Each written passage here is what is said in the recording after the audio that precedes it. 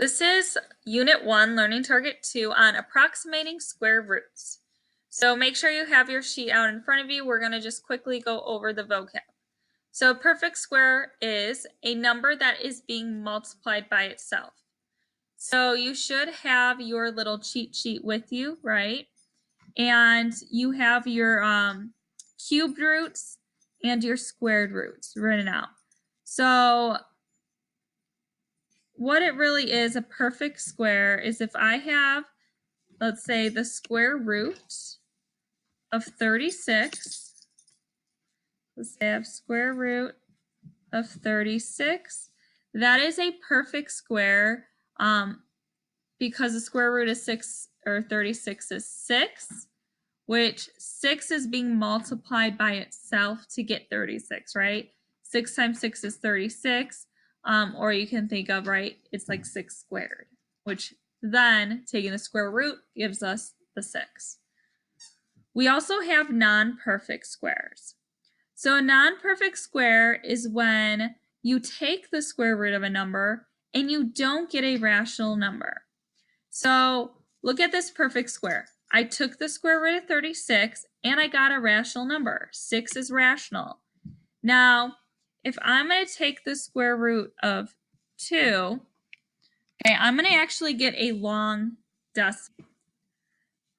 This decimal is going to be non-terminating, meaning it doesn't end. It's going to, meaning it goes on forever and there is no pattern. So square root of 2 is like 1.414213, and it keeps going, right? So that is not a rational number. Therefore, square root of 2 is not rational. It is called a non-perfect square. Now, the next one is radical. Normally, a lot of us like to say square root, but that is the actual radical symbol.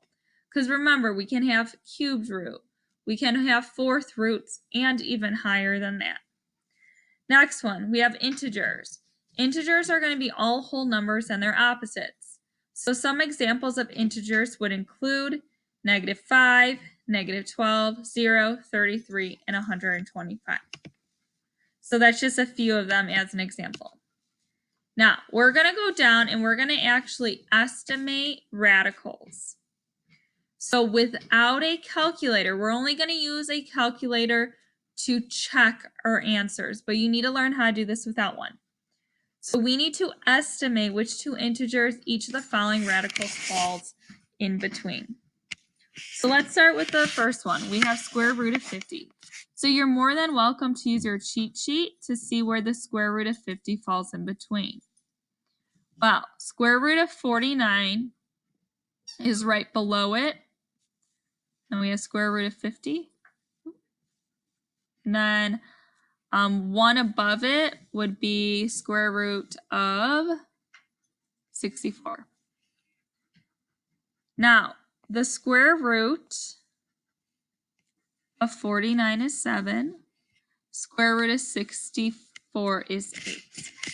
So we know that 50, the square root of 50 would actually fall somewhere in between 7 and 8. So that's what we're going to fill in these two lines right here. Now, we want to be more precise, right? So is a square root of 50, is that going to be closer to 7 or is that going to be closer to 8? Well, look right here. 49 is only 1 away from 50. While 50 and 64, that is 14 away. So square root of 50 is actually going to be closer to 7 because 50 is closer to 59. Now, if we type this into our calculator and we find the square root of 50 by pressing the second key and then the x squared key and then plug in 50, close those parentheses, okay, you should get 7 point something, which will actually be closer to 7 than it is with 8. Okay, you can keep this on your paper. I'm going to erase since the writing is very large on here, but please keep your work. Okay, next one. We have square root of 130. That is going to be between the square root of 121, and then I'm going to actually include 130, and the square root of 144. Now, square root of 121 is 11, square root of 144 is 12, so that means 130 is in between 11 and 12. Now, is it going to be closer to 121 or is 130 going to be closer to 144? Well, 130 is actually only 9 away from 121 and it's 14 away from 144. So it's going to be closer to 121 because it's only 9 away and the square root of 121 is 11. So that means square root of 30 is going to be closest to 11. Okay, next one. We have square root of 18. So looking at our sheet, what is the square root below 18 and above 18? Well, square root of 18 is very close to square root of 16. And then one above it would be 25. So square root of 18 falls in between square root of 16 and 15, right? By looking at our sheet. Well, we know the square root of 16 is 4 and square root of 25 is 5 because 4 times 4 is 16 and 5 times 5 is 25. So 18 is going to fall right in between 4 and 5. Now, is square root of 18 going to be closer to 4 or closer to 5? Well, let's look at this. 18 is only 2 away from 16, but 18 is actually 7 away from 25. So since it's only 2 away from 16, it's going to be closer to 4. Okay, last one.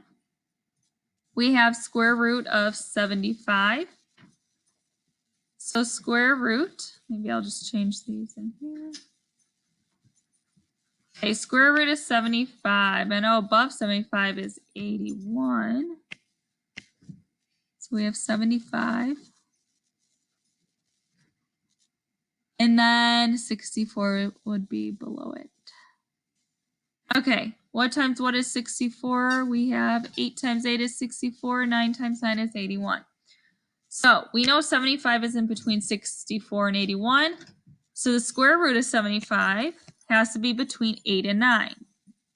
Now, which one is it going to be closest to? Well, let's think. 64 and 75, that's 11 away. And 75 to 81, that is only 6 away. So 75 is closer to 81, meaning that square root of 75 is going to actually be closer to 9. Now, moving on down. You're going to do the same thing here. So think about it. Square root of 17, that's actually really close to square root of 16, right? And I know the square root of 16, look at our sheet, that's going to be about 4. So what I want you to do here is square root of 17 is close to 4.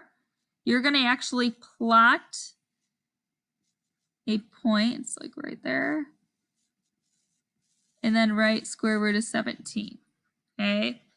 Then I want you to put what number it's by. Think about 7. 7 would be in between. So square root of 7 is in between. Let's see, we have square root of 4, square root of 7, and square root of 9. Right? 7 falls in between there. So let's first think, what is 7 closer to? 7 is, let's see, 3 away from 4, but only 2 away from 9. So it's closer to 9. And we need to know the square root of 9 is 3. Okay? So 7's going to be in between 2 and 3, but it's going to be closer to 3. So I would say right here would be the square root of 7. Okay, so go ahead and finish the rest. Finish number 3, 4, and 5.